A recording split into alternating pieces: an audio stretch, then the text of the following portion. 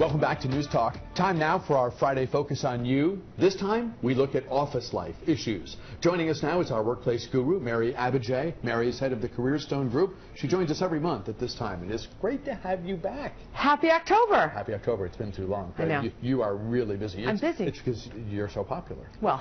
Good to have you back. We want to focus this time on the importance of mentoring in the office. And obviously, there are two tracks there. Yeah. There's being a mentor and there's having one. That's right. Let's do the second first. Having one. All right.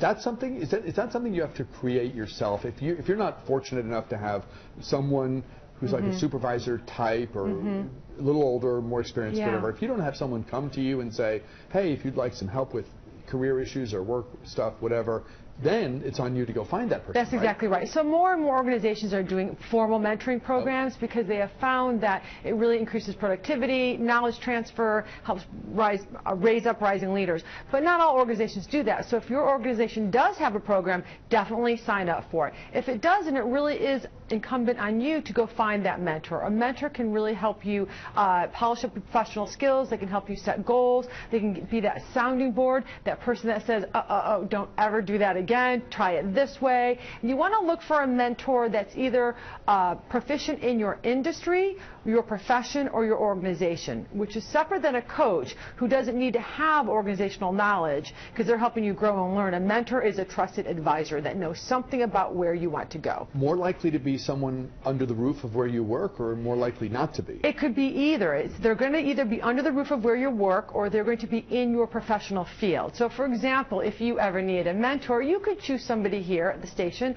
or you could choose another seasoned reporter anchor that can help you think about how to grow your career. Then there's mentoring. Then there's being a mentor, right. So being a mentor is a really great thing to do. So to be everyone should mentor. If you have a little bit of experience or knowledge, you really do owe it to your organization or your profession to give back. And mentoring can be very rewarding. And good mentors need to do a couple of things. They need to be ready to give time. They need to be gracious. They need to really be able to focus on helping their mentee or protege, whichever term you prefer, really help and grow. I mean, they are there for the other person. I remember my cousin using the term "my rabbi," talking about someone at work who was his rabbi. Yeah. We're talking about the same thing, right? Yeah, and so in order to build a good relationship, a couple things. It's your go-to. It's your go-to. It's that person that you trust. It's that person that's going to give you the real advice, the person who's going to keep your stuff confidential, and the person that's going to look out for you. And there's some key things that one needs to think about in order to create a really solid mentoring relationship. Talk about that. All right, I will tell you what they are. First of all, you have to be clear that it's a mentoring relationship. Whether it's formal or informal or situational, you want to really be open to each other, and you want to make time for each other. You want to build both the personal relationship, like we have to know each other as people, but you have to really be responsive to each other. So if you're a mentee or a protege, and you make appointments with your mentor, make sure you show up for those appointments, right? Make sure you're on time, and make sure you actually listen to the advice of your mentor. There's nothing worse than being an advice giver and having the person just be like, oh, sure, that sounds great, and then the next time you meet, they've done nothing.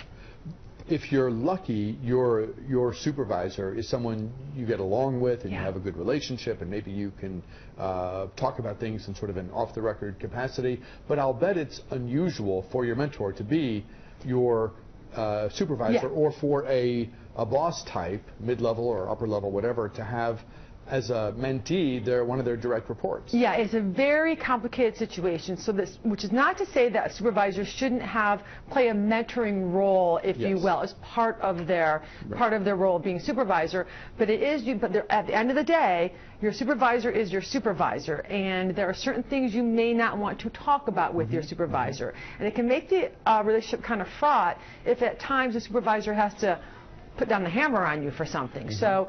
Supervisors should play a mentoring kind of role, but it is really useful to have a mentor that's separate than your supervisor. There's been so much talk of late about millennials in the workplace. I think they're the largest group in the workplace now. When I think of millennials, I think of people who would really welcome and invite having someone to guide them and be a sounding board and all the things you've referenced here so far. The millennial generation is one of the reasons why mentoring is becoming so popular in the workplace, for a couple of reasons. One is that boomers are moving out. There's not enough of my generation X to fill the void.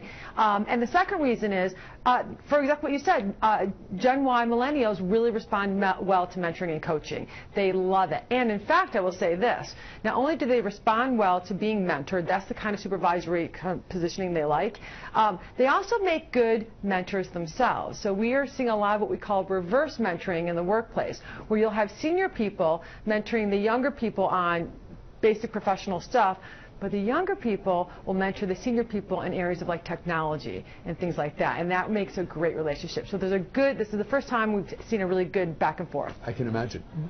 We live in an era and a time of oversharing. Are there things that, even in the context of what you perceive to be a really strong mentor-mentee relationship, some things you just don't say. Yeah. Save that for happy hour. For your real rabbi. When you're a real rabbi.